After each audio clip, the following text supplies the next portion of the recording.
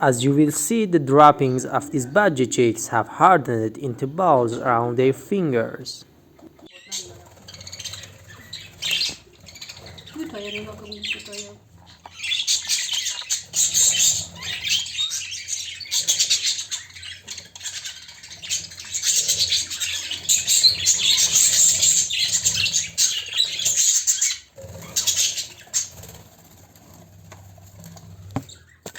I put their feet in lukewarm water for 5 minutes.